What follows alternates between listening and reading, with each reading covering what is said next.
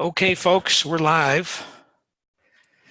You got John Hopkins here. I'd like to take the opportunity to welcome everybody for joining us this morning, taking the time on a Saturday. I'm sure you got garages to clean, golfing to do, just hanging out, not doing anything. It's weekend, right? Yard work.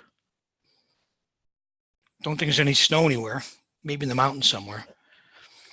But anyway, it's great to have you with us this morning. Going to be Tom Bowley going to be joining me in just a couple of minutes. Really interesting topic. Tom was doing a lot of studying and looking at how the market responds after the Fed makes an interest rate move, which they just did. I think it's going to be fascinating. So he'll jump in just shortly.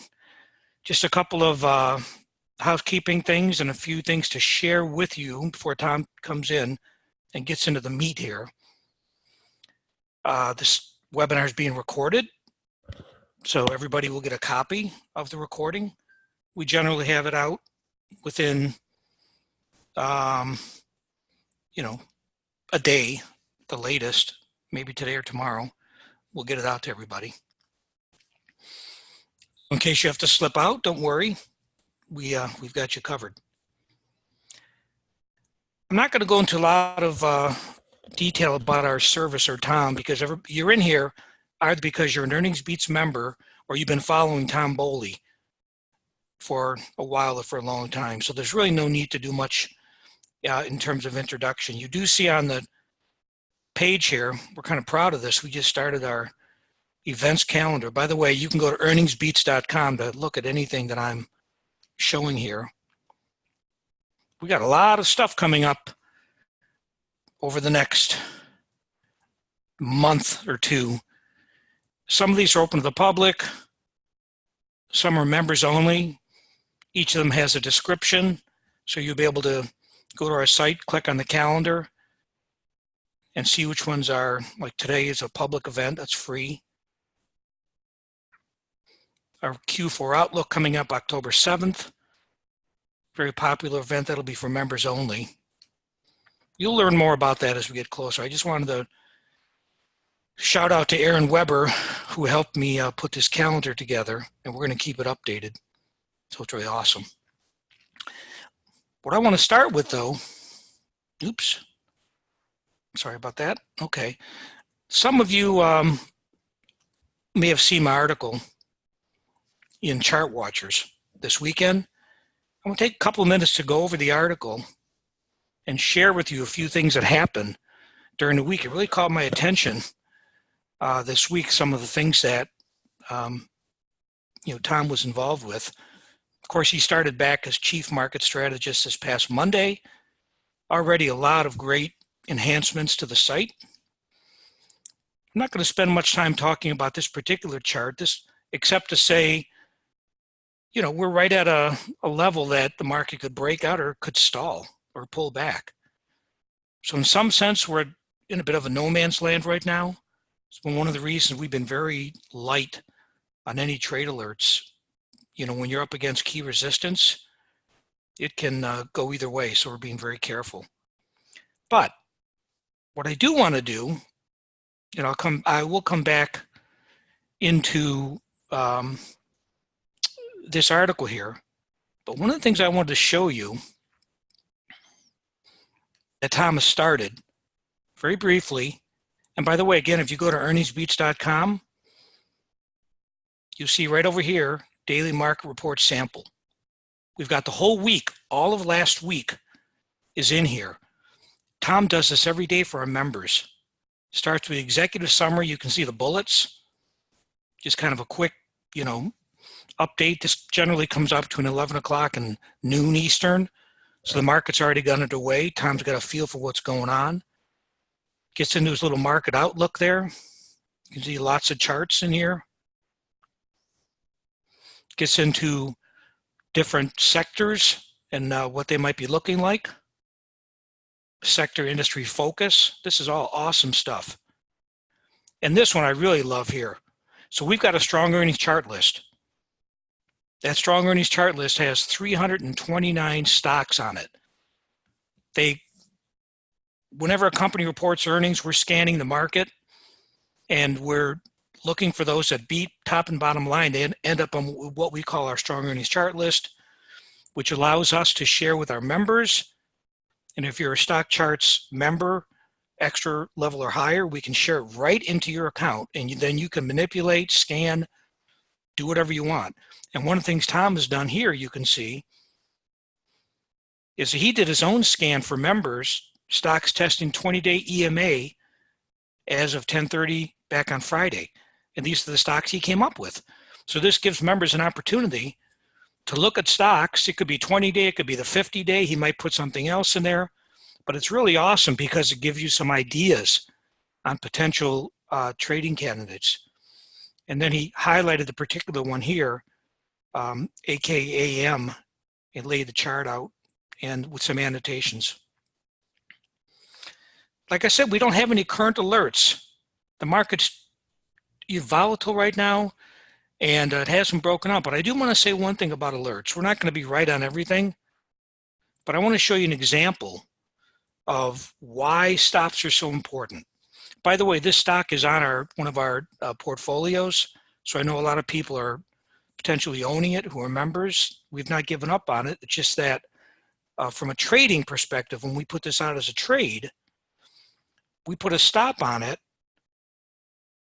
of a close below 19. We didn't want to see it close below 19. It closed at 1881, so we got out of the position, and you can see it's been miserable since then. Now, testing the 200-day moving average should hold here, we're hoping, and then potentially make its resume its move higher. But this is just an idea of why, when we put an alert out, we give a price target and a stop loss, why stop losses really are so important.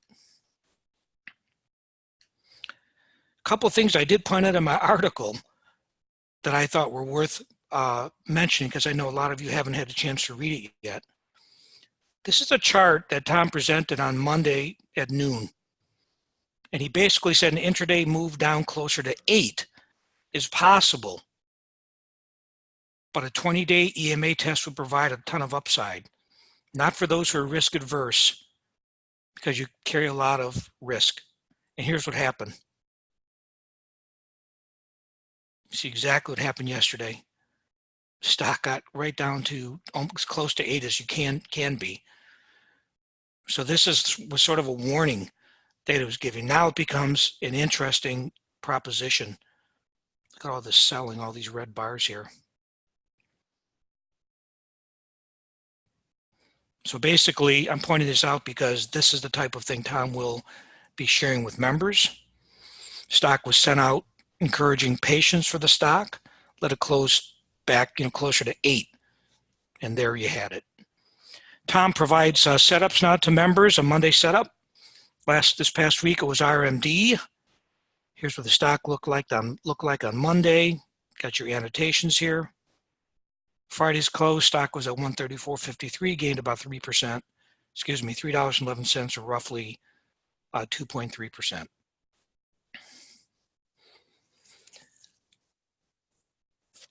This is why I think it's really important,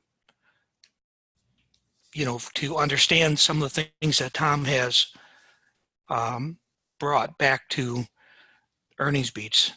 Here's some today's movers. This is just finishing up on the daily market report we call the DMR. And then when you get down to the bottom, it's very thin right now, right? Earnings reports, but that's going to change big time. As a matter of fact, earnings season will kick in a few weeks, about 3 weeks, and we'll have an event. We're going to have a couple of events, right? We're going to have one event that's open to the public where it's sort of a sneak peek of what we're going to cover for the Q3 earnings quarter, and then we'll have the Q3 earnings webinar on the 21st of October. Again, you can go to earningsbeats.com, go to the events calendar, you'll see everything that's on there. And then economic reports, there weren't any. But this is a powerful report, and we're getting a lot of really good feedback from members. Okay, one thing I wanted to share with you, again, if you go to earningsbeats.com, you'll see the daily market report sample. And when you click on it, not going to go all the way down, but if you go all the way down, you'll see something that says next and last. And if you press next, it'll take you to the prior one. And you can do it for the entire week. So you can look at a whole week's worth of sample here to get a better idea of what Tom is producing. Okay, I'm about ready to wrap it up here. I want to point one thing out here. We do this every webinar for people who take the time to come on in. If you're not already a member, you're not already an annual member of Earnings Beats, you can go to our website. You'll see this webinar special link. Click on it. The best deal you're going to get. I won't go into all these except to say there's an awful lot that comes with a membership. You'll be able to look at that yourself.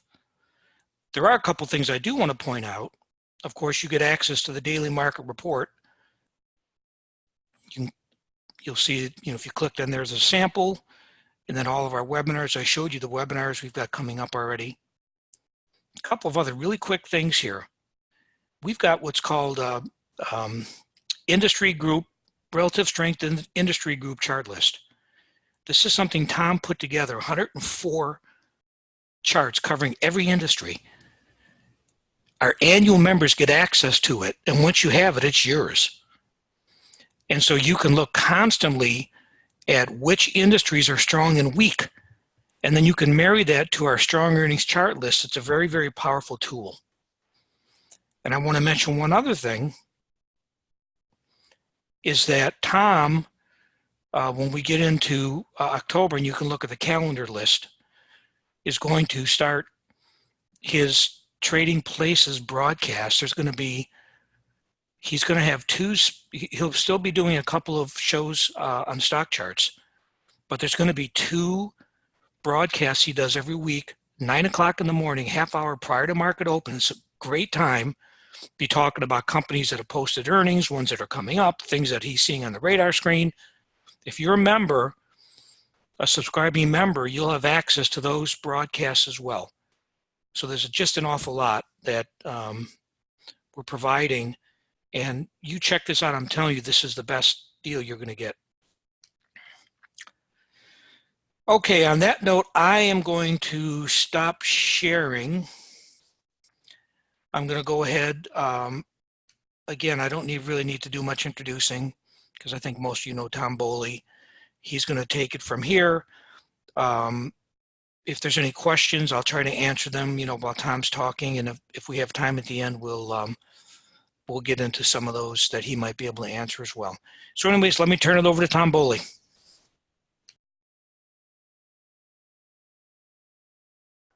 All right. Thank you, John. Good morning, everybody. Excuse me. What I wanted to do this morning is go over some things that, I've been seeing here over the past couple of days.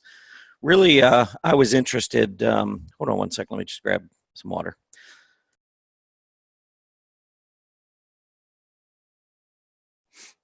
All right. Sorry about that. One of the things I wanted to go over, and the reason that I thought it was important to have this webinar today is, like probably just about everybody in the market, I was very nervous about what might happen with the Fed meeting this week. Also, we had quad witching, which is a pretty big option expiration day. It happens every quarter, the third Friday of March, June, September, and December.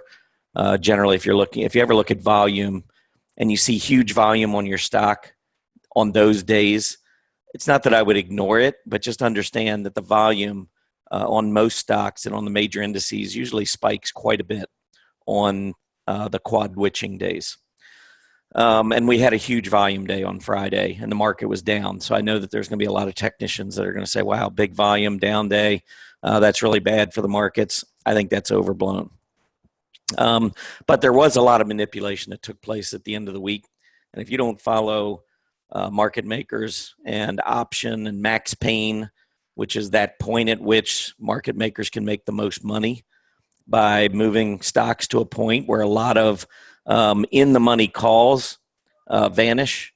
And it's kind of like an equilibrium point where if you looked at in the money puts and you compared it to in the money calls, it would just about offset one another.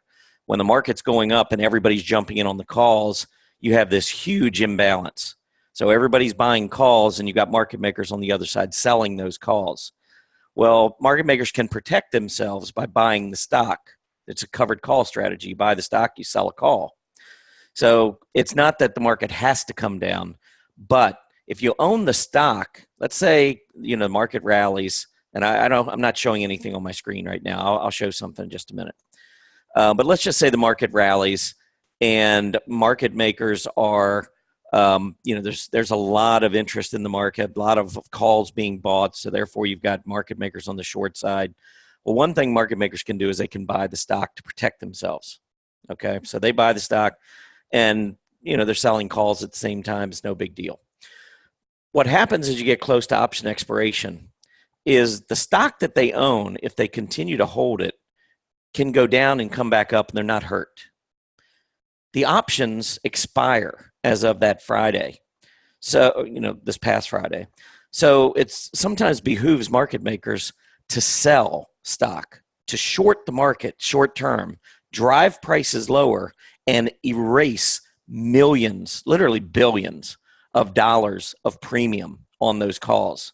So anytime I get close to option expiration Friday, especially if the market's been making a move to the upside, you really have to be careful. And it's not just option expiration Friday, but historically, it's the week after options expiration. I posted this past week that the period between September 20th, starting on September 20th, at the close on the 19th, the period from September 20th to 26th is one of the worst weeks of the year historically. The S&P 500 over the last 70 years in that week has posted annualized returns of minus 38.8%. Well, Friday started the period and we went down. I'm not surprised. We were up near all-time highs on Thursday. We were within 3 points of a close, maybe 4 points of a close that would have set a new all-time high before the selling kicked in. I think a lot of it was manipulation. So what I want to do today, I'm going to go ahead and show you my screen now. But what I want to do today, and you should be able to see now my screen. You see the S&P 500, John, this chart? Yep, you're good to go. Okay. What I want to do is I want to show you what I saw right after the Fed announcement. Because if you think about it, you got a lot of investors, a lot of portfolio managers, hedge fund managers, and so forth, that they got some new data. And that data, it wasn't so much that the Fed cut, because the Fed was expected to cut. But the Fed hasn't really been doing what it's been expected to do, at least not what the bond market and the stock market have been expecting it to do. So it was a little bit of a subtle change in that I think they came through for the markets really for the first time, I'm going to say, in quite a while, maybe under Jay Powell's leadership at the Fed. They've been very hawkish. I don't know, you probably recall December of last year, and that was this little blip back here on the S&P to the downside. That was in the fourth quarter, late in the fourth quarter. The Fed came out and said, we're hiking rates, and we see another 3 or 4 hikes in 2019. And the market is like, what are you talking about? We've got the 10-year Treasury yield, which has been dropping like a rock. I mean, all of the yields dropping like a rock. We got central bankers around the globe that are being very accommodative and being dovish. And here's the Fed standing up against everything around the world and the equity markets, the bond markets, and they're announcing to the world that we're gonna remain hawkish. And the market didn't like it. We got hit pretty hard heading into that report, but then we got hit even harder after that report for about a week, if you recall. I think the S&P 500 dropped 200 points in a week after the Fed did that. Fast forward to June, the Fed. Fast forward to end of April, early May, and that's when the Fed said that the inflationary drop, the drop in the inflation rate was transitory, which means short term in nature, it's going to bounce back. Well, it's kind of hard to bounce back when you've got little inflation on the wage front and you've got commodity prices that have been going lower because of a strengthening dollar. If the Fed doesn't act and lower rates, the dollar strengthens because everyone else around the globe is lowering rates. So if the Fed doesn't lower, it strengthens the dollar and it sends commodity prices even lower. Market didn't like it. We saw what happened in May. Then June comes around, the Fed lowers, but they refuse to say that they're going to continue to lower, that they're going on a rate lowering campaign. And in fact, they kind of mentioned that this is probably a one and done type of a situation. Market didn't like it. We saw what happened in July throughout August, big drop. I think this last Wednesday was a different policy statement. I think I sensed a shift in what the Fed was doing. I think the Fed finally is saying, you know what? Central bankers everywhere keep lowering. We got the threat from the trade war, potentially. We've got some manufacturing data that is suggesting maybe things are beginning to slow here a little bit. We need to be a little bit more vigilant on the downside with interest rates. They cut again, and while they didn't say they were going to cut, they did say they were open to further cuts. One of the members on the voting board of the Fed said, I want to cut 50 basis points right now. This is completely different than what we had been seeing up until now. So I think, it's kind of a long, convoluted story, but I think you have to realize that I think the Fed made a change. And what happens when you get changing data like that is you've got to pay attention to where the money goes, especially initially. Now, and of course, with the Fed announcement, you always get this knee-jerk reaction. I could maybe bring up another chart. Well, we'll get to that. What I want to focus on first, and this is really important, this is a big picture 100-year chart on the S&P 500. That's a long time. You don't normally see me looking at 100-year charts. But I think it's important when we look at the big picture to understand what it is we're trying to trade here. I'm going to annotate this chart and just show you some of the things that I think really are important. When we had the big, the depression back in the late 20s, early 30s, throughout the 30s, you can see the huge drop in the S&P 500. We were above 25. I don't know, that's probably 35 or something. We went all the way down to probably 3. I mean, we lost about 90% of the value. That was the worst move for the stock market ever. We came back up. We hit a high. We went back lower. We came back up, hit a high, went back lower. And I don't think it was until really we made this breakout in 1951 that we got out of this secular bear market. A secular bear market is when essentially prices go nowhere. You have bear markets that last a long time. You have cyclical bull markets, like this was a cyclical bull market. This was a cyclical bull market, but you don't get out of this rut of going sideways, as you can see. When we finally broke out of that, we started, in my opinion, what lasted about 18 or 19 years, the next secular bull market. And throughout the 50s and the 60s, you can see that we had this huge move to the upside. We had cyclical bear markets. But the cyclical bear markets don't last long. They don't go on and on like we saw back in the late 30s, starting the 30s, late 30s and the early 40s, and then again later in the 40s. I mean, these are lengthy downtrends. Notice in a secular bull market, these moves down, they're painful, but they don't last before you go breaking out to a new high. So this is a secular bull market with cyclical bear markets in the middle. This was a secular bear market with cyclical bull markets. The market goes through these periods. So here you can see, I could kind of draw that. We were in this secular bear market for quite a while. Then we go through the secular bull market. I'm going to also show you right in here, we did go a little bit higher than this prior high, but I'm going to say that essentially once we topped, and I'm going to say it was in the late 60s, this began what I think was a secular bear market. Big, long bear market, lasts a couple years. Notice it's much worse than anything we had in the prior 2 decades. There's a cyclical bull market, faked everybody out, got a little bit of a breakout there. Then look at this drop, 73 through 75, another very, very painful 2 years. And then we got another cyclical bull market, went through another period, 2-3 years, going nowhere, very bad, kind of very, I don't know, it would be very painful. I was not trading back then. I didn't really start trading until sometime in the 80s. But here you can see we broke back out above that high, came down one more time, and then from 1982 through 2000, another 18-year period. 18-year period from here, 18-year period to here. Now, throughout this secular bull market, we had some nasty cyclical bears. I mean, right here, whoops, didn't mean to do that. Right here, we had in 1987, remember that crash? It was a cyclical bear market, didn't last long. By the end of the year, we were beginning to recover. It was maybe 3 months. That was Black Monday, I think was October 19th. Not even 3 months, because by the beginning of 1988, we were back on the move to the upside. 1990, we had a cyclical bear market right here.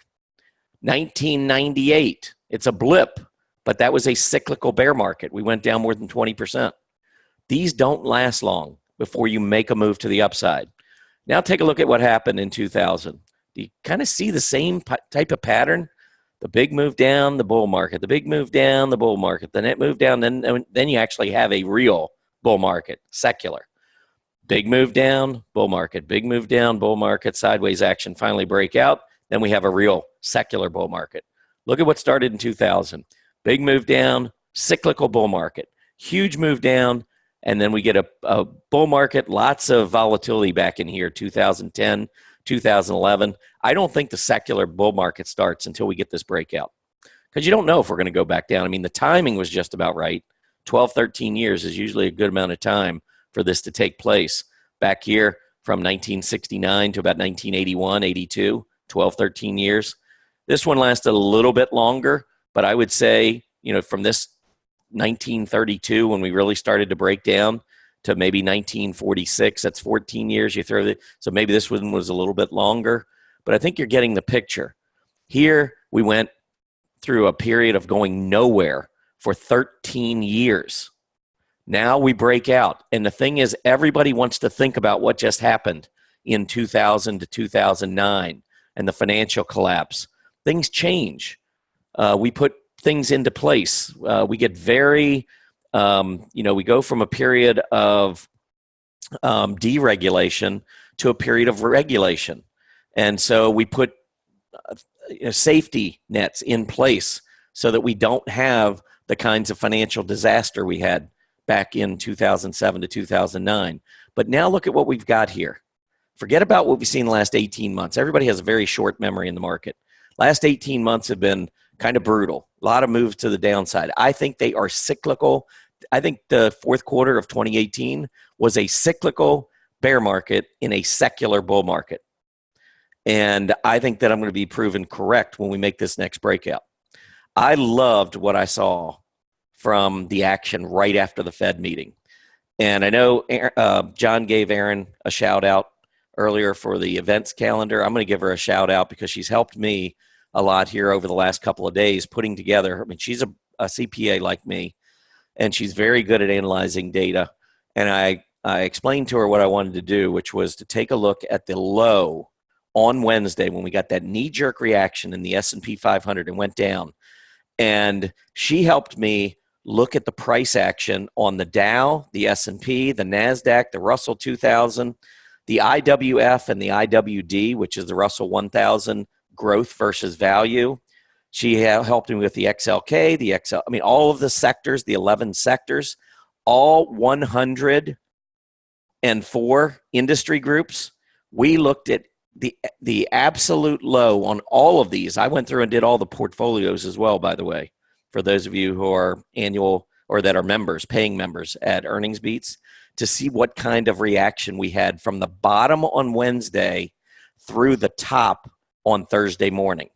And the reason I cut it off there, I actually looked at, and Erin helped me with this, we looked through Thursday's close and then Friday's close.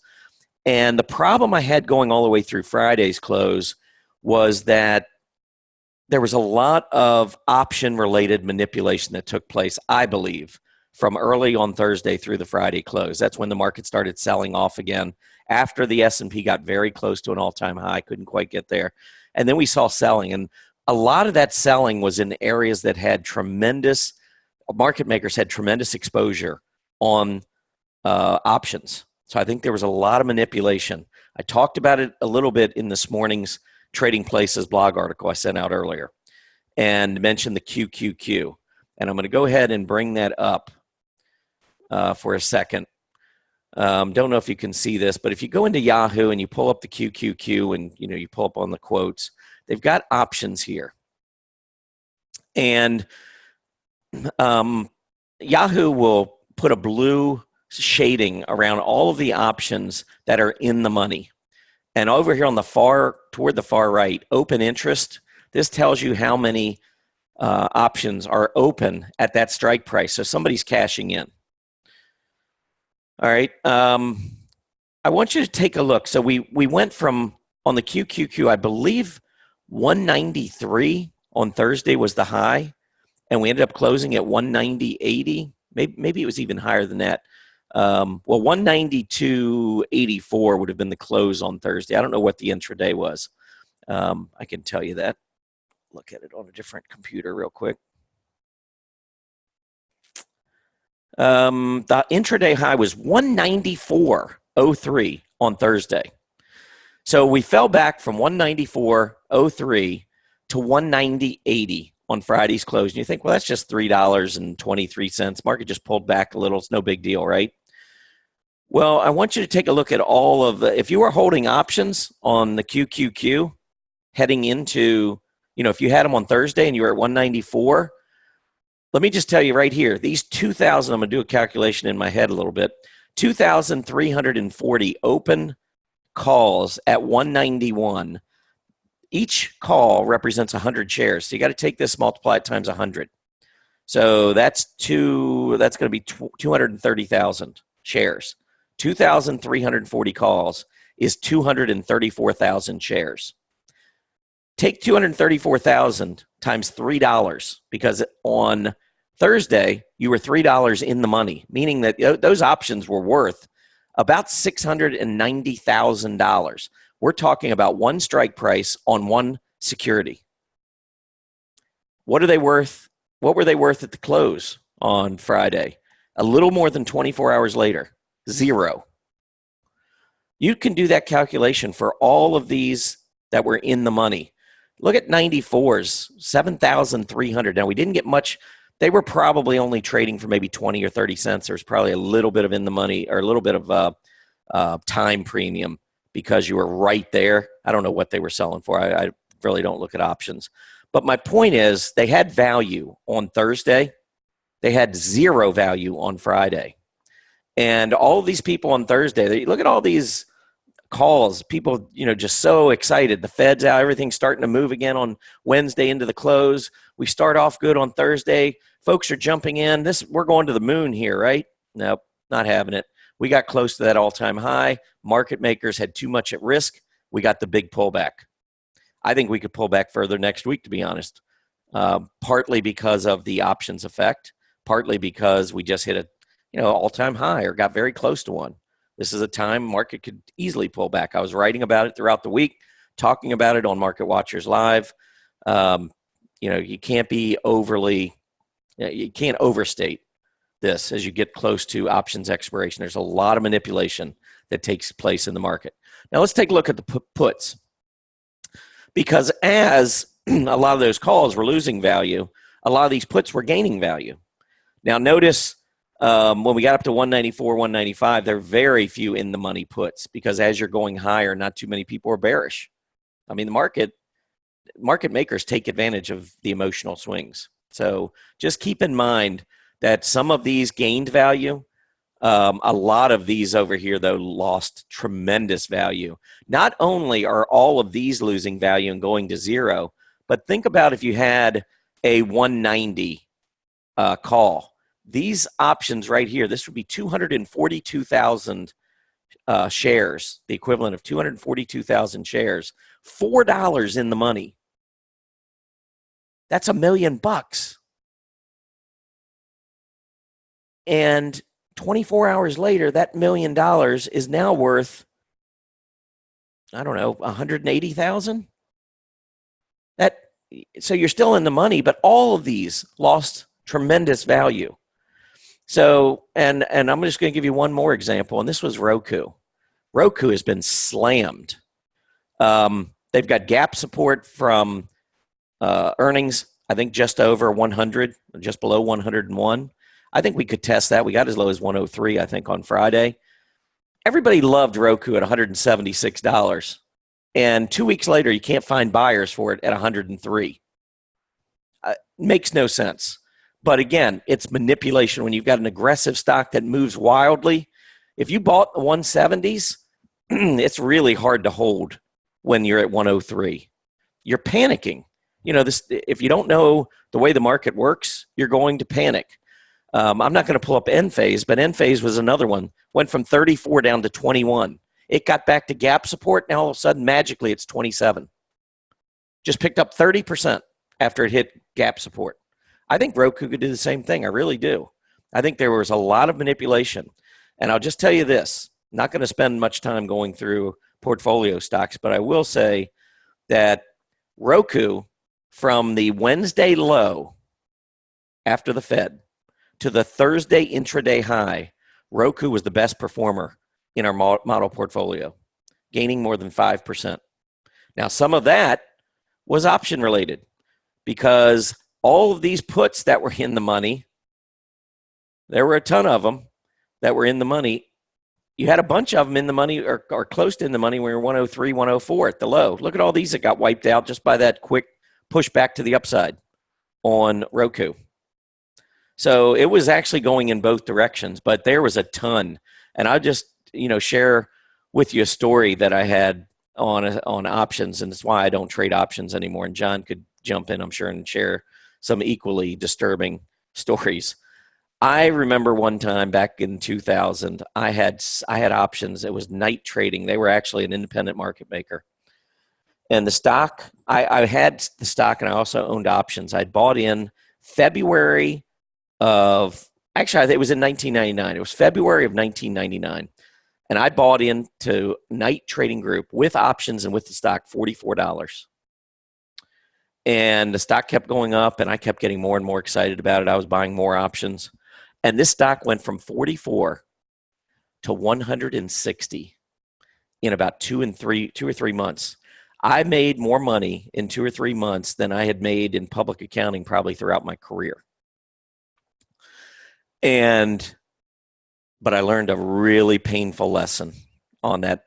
When the stock started selling off, and I think I want to say it was in April and May, because I had been, just continually rolling these options.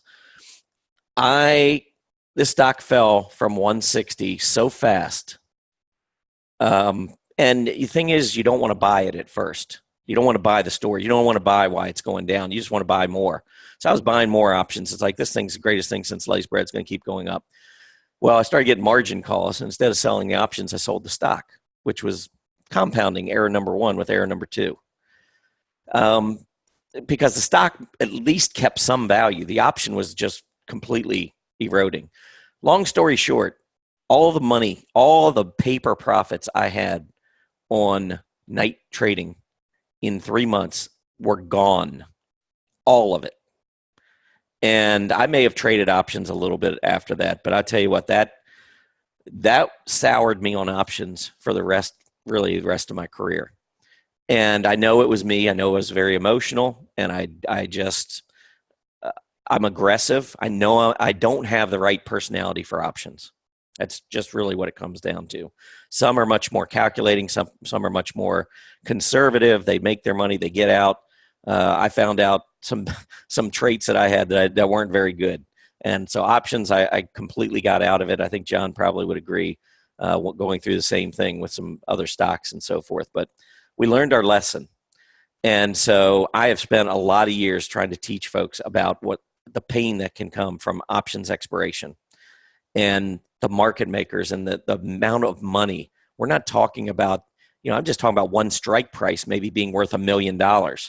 Think about all of these strike prices. Think about all of the securities out there and the momentum and so forth. I know I'm spending a long time on this, but it's really important. The manipulation that we saw the last 2 days in the market is manipulation that I have seen for the last 20 years, 25 years, going back into the late 90s. And that's when I started studying some of this work, some of this market manipulation and max pain and option expiration. And I also, began looking at the history of the market, because this was one of the reasons why I began looking at daily closes on the S&P 500. I've got a spreadsheet goes back to 1950. And I'll give you a stat. Most of you that follow me already know this stat.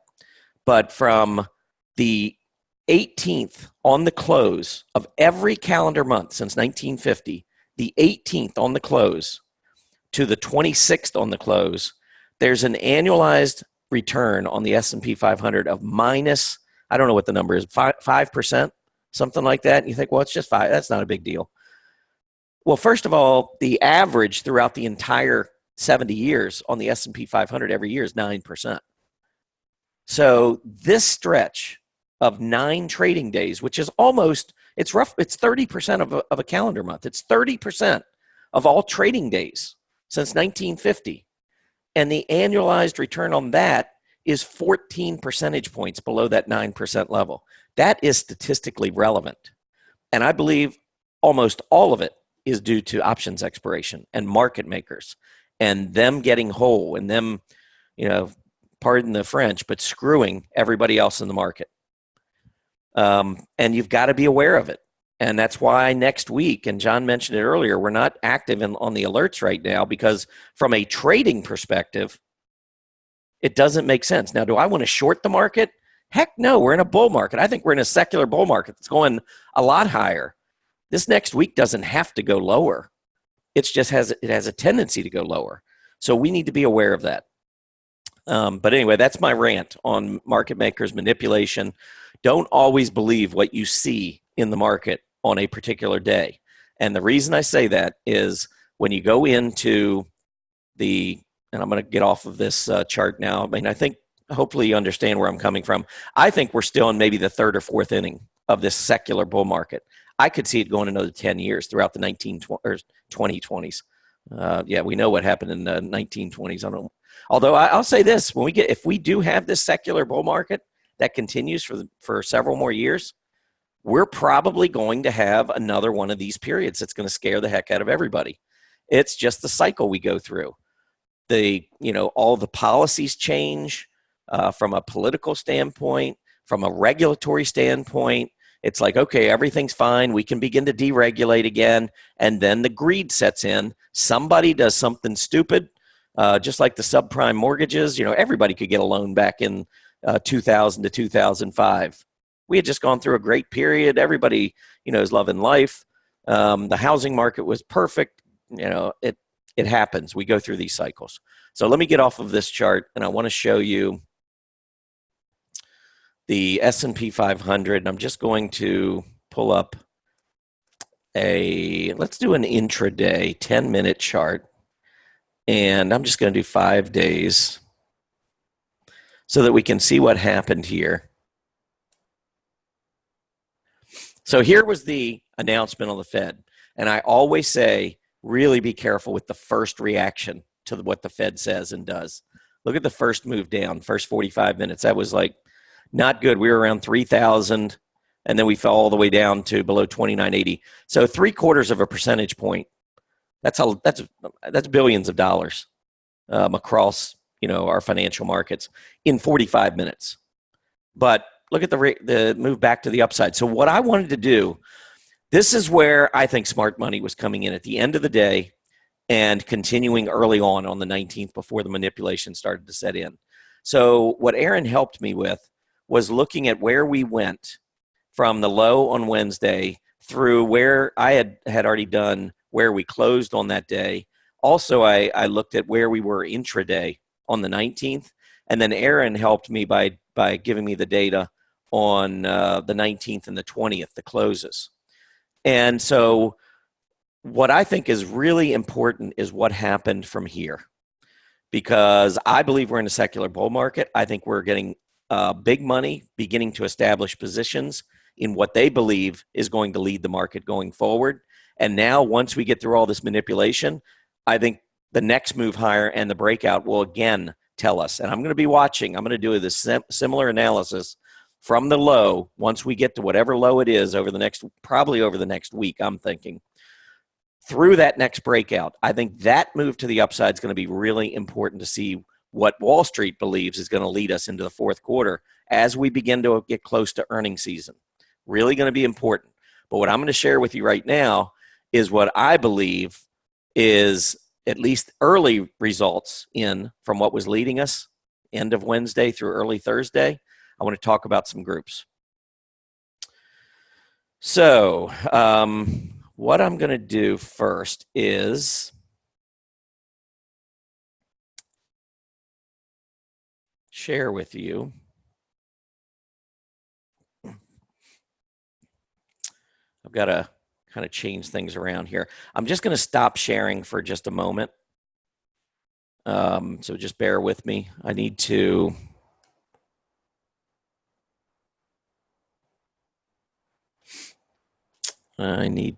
just drag this.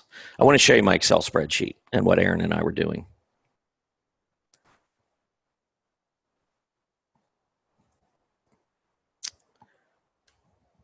If I can drag it up here, let's see if it'll work. I mean, if not, I can always just tell you, but oh, here we go.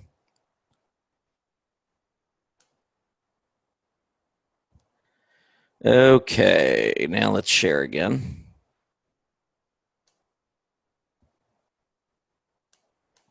All right, John, if you're there, make sure I've got this spreadsheet. You got it. Okay, cool. All right. So what we did, here's that post-Fed low on September 18th. Here was the close on September 18th. So this gives us a change on what was transpiring into once that Fed announcement hit, and then we started seeing the buying. Where did that money go? So I've got the Dow Jones change, the S&P change, the NASDAQ, and the Russell 2000. There's your IWF. This is growth. Russell 1000 growth ETF. Here's the Russell 1000 value ETF. See how the growth dominated again? That's what we've been seeing throughout a lot of 2019. It started coming back in again because we had seen a change leading up to the Fed. But now that we got the Fed meeting and new data and a little bit more accommodative Fed, now we see that money rotating back into growth. I think that was step one. It's only over a few hour period, so I understand it's something I want to see continue. But even through the intraday high the next day, you can see it continued, that leadership in growth versus value all the way through the intraday high on the 19th. So I think that was important. Now, next what you'll see, oops, I didn't mean to do that. Next what you'll see on here is, and maybe that would be better, give you a little bit. I'm going to zoom up. Let's do, all right, maybe you can see that even better. But next, let's go into the sectors and what was leading.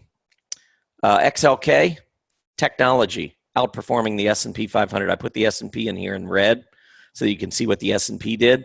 The two sectors that led the S&P, XLK, technology, and XLC, communication services. Those were the two that outperformed when that market was rising. All right, healthcare lagged a little bit. Materials, there's consumer discretionary, industrials, financials. But what I think is really important is a lot of these defensive groups taking a backseat. They were not leading to the upside. Healthcare did a little bit, but healthcare is kind of a little mixture of aggressive and defensive. Pharmas, I think, are defensive. They're clearly defensive in my mind. Biotechs are clearly aggressive in my mind. And then medical equipment maybe got a little bit more aggressiveness. They can grow their earnings pretty rapidly. Medical supplies maybe a little less. But anyhow, healthcare I'm not at all concerned about being up there. But utilities, consumer staples, and real estate clearly lagged during this period. And I think that's what we're going to see going forward into the fourth quarter. If we break out to new highs, one of the things I'm going to be looking for, we'll probably have another webinar to talk about it. But I do like the aggressive move during this push to the upside. Now, here's the industry group, and I've got it sorted over here by the biggest changes and over this 3-hour trading window, maybe 4-hour trading window. Now, a lot of these, what I looked at in these X's that I've placed here, these are the ones I'm really going to pull up and focus on. these are parts of the aggressive areas that have been leading the market, or I think could lead. If you look at this, this is non-ferrous. Basically what the DJUSNF is it's what's the stock? I can't believe I can't come up with it now. But the non-ferrous metals is basically it's one stock that drives that. So I'm not interested in that. First of all, I don't think that this is an area of the market that I really want to be a part of. And I'm going to come up with this stock in just a minute. Some of you probably know, but anyhow, let me just keep going. Then we've got coal. Coal got a bounce. Coal's been getting killed. So yeah, coal got a little bit of a bounce, but it's incredibly volatile. I'm not interested. Aluminum also been killed. Got a little bit of a bounce here. The DJUSEH, which I believe also may be heavily influenced by one stock. That's the Real Estate Holding and Development Index. So again, I'm not going to be overly interested in that one.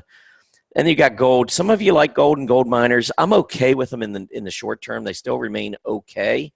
I'm not a buyer. I wouldn't be a buyer in the longer term because I do think that our economy is going to be stronger than foreign economies. Maybe I'm wrong about that, and the charts will tell me if that's true. But I think the U.S. economy is going to remain stronger, which means we're going to have a stronger dollar.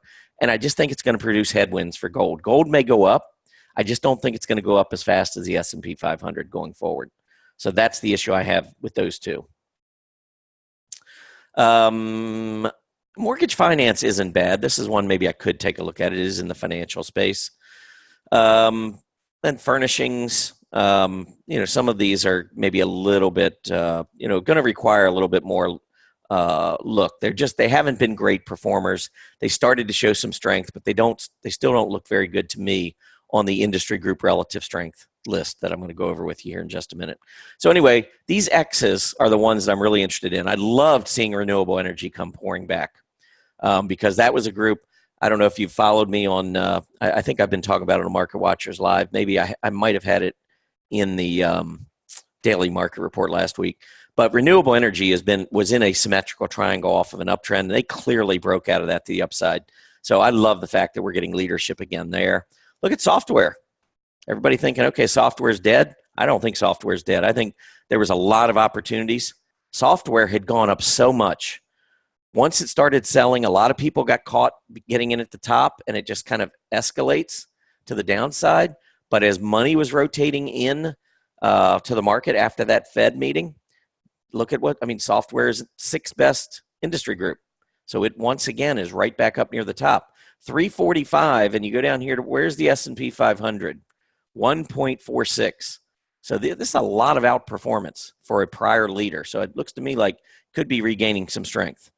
Recreational products. I'm not going to go down all these. You can always come back, look at the recording, and just see these. But I wanted to go over, the last thing I wanted to do here is just go over some of these charts of the industry groups that I'm pointing out with the X's here. So now I'm going to go back again and stop share for just a minute. And let me, I can't move my other charts, my stock charts up. I use a Thunderbolt, and it's just one of the weird things about it is I have to move things around between screens. All right. All right, so now let me share charts again.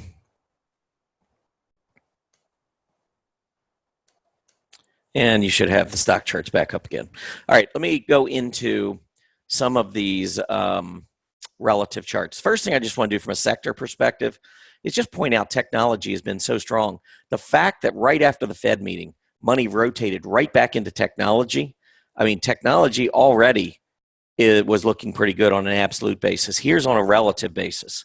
Technology has been a huge leader in 2019, even though we've been going through from that 100-year chart I showed you on the S&P 500.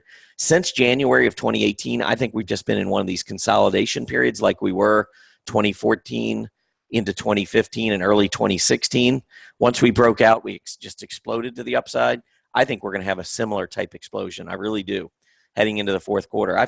I wrote an article not that long ago. I think the S&P, and I know you might think I'm crazy, I think the S&P has a shot to hit 4,000 in 2020.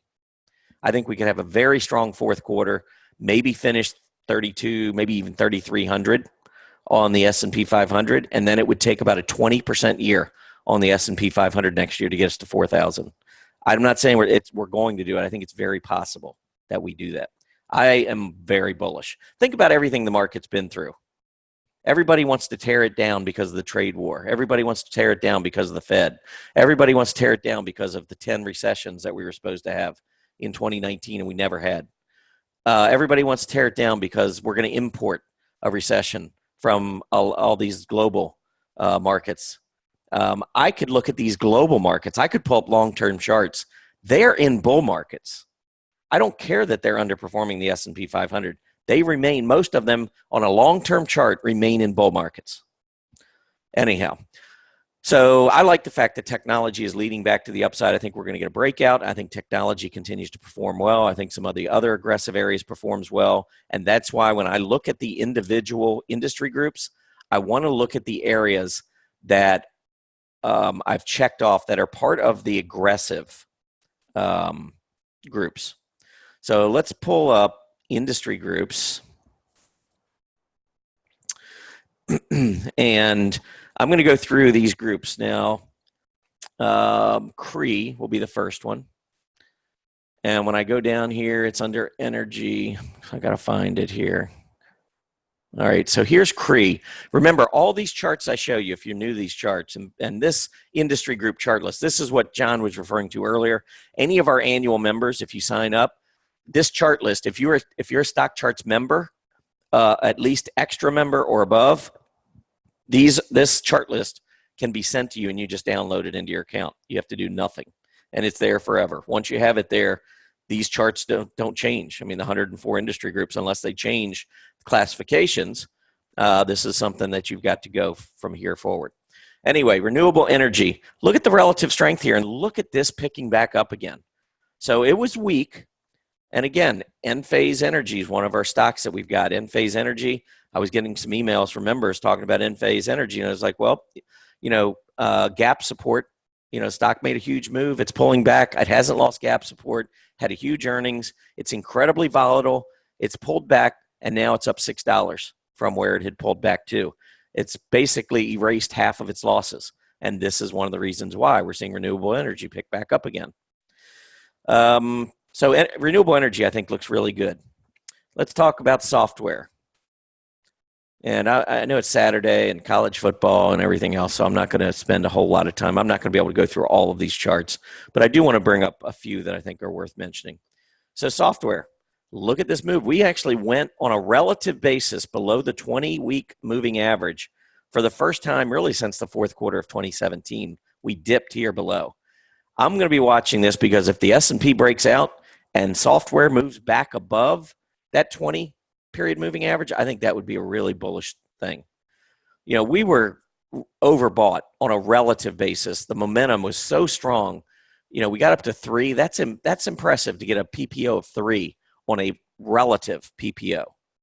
This isn't just saying that software is going up. This is saying that it is completely crushing the S&P 500.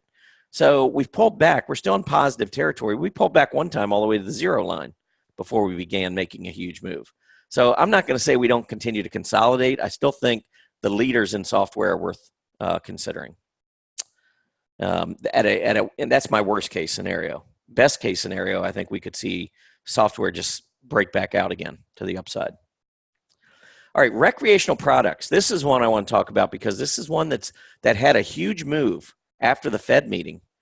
And this hasn't been the best group. And you can see here was the meeting, heading into the Fed meeting. Well, the rest of the week obviously was not very good because of this push to the downside. So when I look at recreational services, no, never mind. That's RQ. I need recreational products. RP.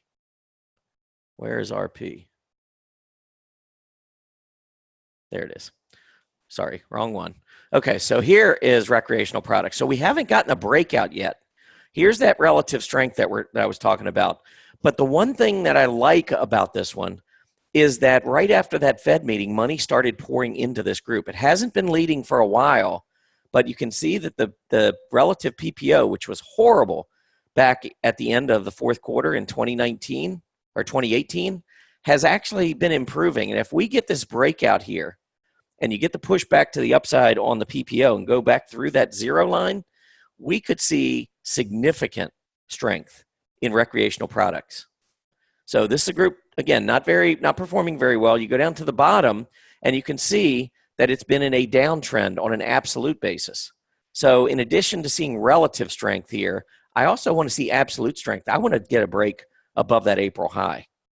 We're not quite there, but I think that this is an early, I'm not going to say, it's an early, that it's a bullish sign, but maybe it's an early bullish sign, or maybe it's just something to alert us to be watching this group.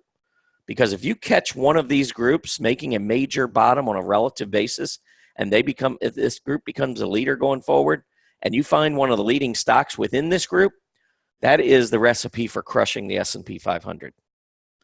So that's why this is important. Again, it might be a little early to try to pull the trigger here on recreational products, but I do like the fact that it has been leading on a relative basis.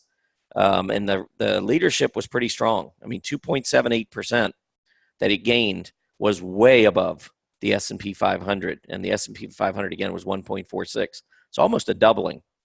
Money was rotating into that group. It's going to be worth watching.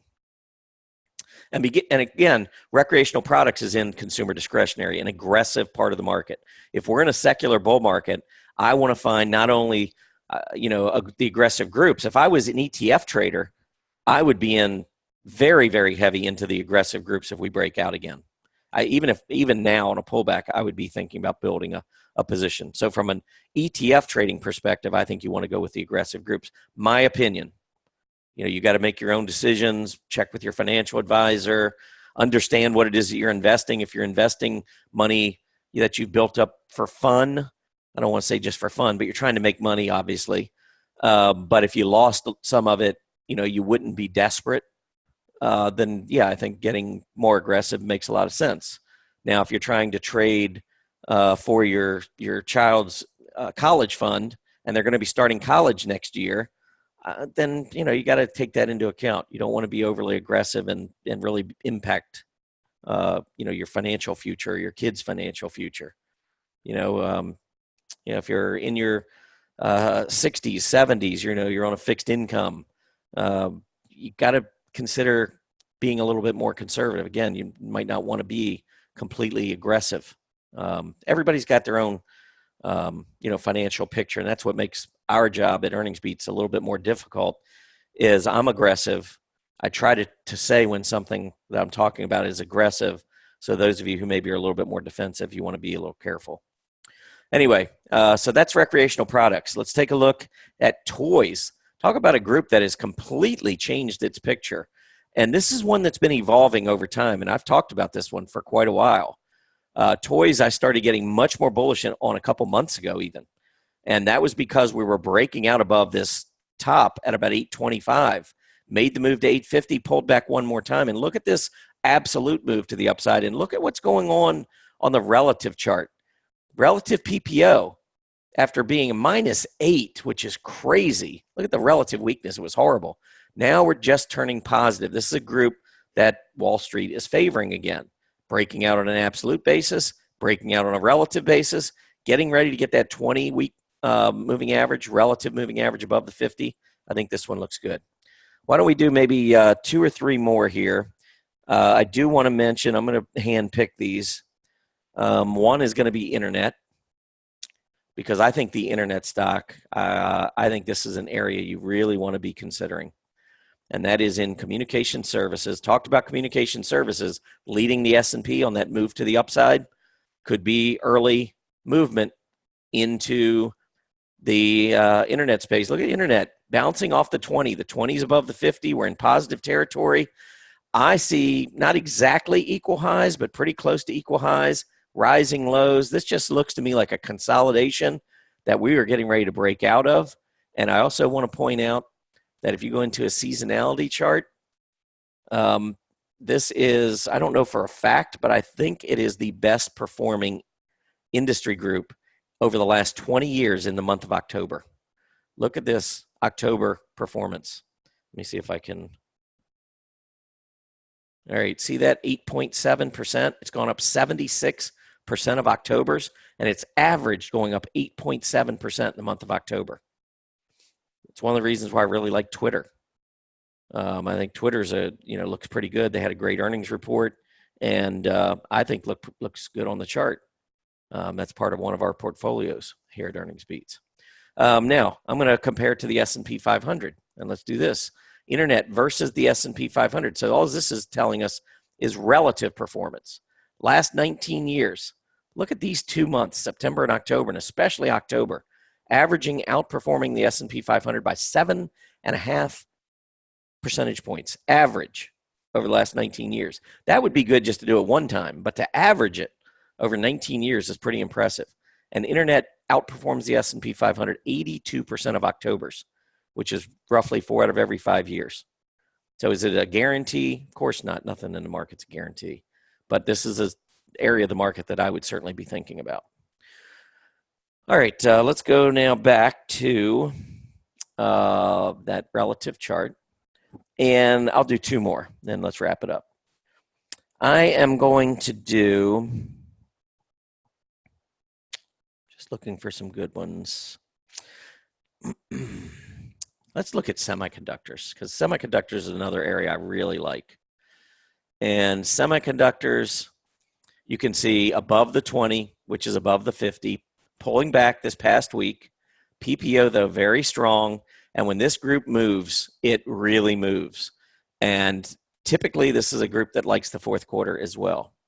I think we're consolidating. I like the fact that when we went down on a relative basis in 2018, established this low. April and May, when we took that big hit, we didn't go below that low, and now we're rallying back. I just think we're consolidating and eventually going to break to the upside. Watch this 3,800 level. We're getting close. If we get a definitive breakout above 3,800, that would be very, very bullish in an area of technology that I think could be a leader in the fourth quarter. All right, so I kind of lied. I want to talk about 2 more, and these are groups that did not perform well in that Wednesday afternoon to Thursday morning time frame that previously had been solid leaders. And so I'm going to just talk about these for a minute. One, restaurants. Restaurants only went up. I'm going to just go back to my spreadsheet for a second. I'm not going to bring it up on your chart or on your screen, so I don't have to flip the screen out. But let me see if I can find restaurants. There it is. Restaurants went up 1.39%. The S&P went up 1.46%. So it kind of went up with the S&P 500. But I would have thought there'd been a little bit more positive reaction. I mean, this was a group that had pulled back quite a bit on a relative basis. It just seems like maybe it's not quite ready to go. I think if the S&P breaks out, I think restaurants do well. I just don't know if we're going to get that next move in terms of relative strength right here. Maybe we just consolidate overall in restaurants, and maybe we consolidate as well on a relative chart. One thing I maybe would be careful of is if the S&P breaks out and you don't see any kind of movement back to the upside in restaurants. I think that would be something that we want to really be careful about. So I'm still okay with restaurants, and certainly some of the leaders. I love CMG, Shake Shack. I think is awesome. Maybe Starbucks. I still like Starbucks, but they did come out with that warning recently and hasn't performed as well as some of the other restaurants. But I suspect that because they already lowered expectations, they tend to be somewhat conservative. I think they could make another run heading into earnings. All right, the last group I want to mention that has been a leader is defense. Defense didn't really rally here. I'm not really concerned about it, so we're moving into the industrials. Defense. I pointed this out back in probably, I don't know, maybe it was April or May. When we were talking about the recreational products earlier, and we're saying, it's coming up, the 20 starting to turn up. We're getting this push in the PPO. Well, look at what happened when we got the break here on the defense group. Pulled back a little bit, and then we took off again. Look at the absolute chart. I think defense continues to go higher, but I did want to point out that on a relative basis, it wasn't a great move on Wednesday afternoon into Thursday morning, only gaining 1.24% versus 1.46. So that initial thrust was not necessarily into defense stocks. I'm not ready to write them off because of a 4-hour period of underperformance when you look at the chart like this. But it was one thing I just wanted to kind of point out. So anyway, that's kind of what I wanted to talk about in this webinar. I think that we really want to pay attention as we go forward on the S&P 500 to see if we get this breakout, and I think it's coming.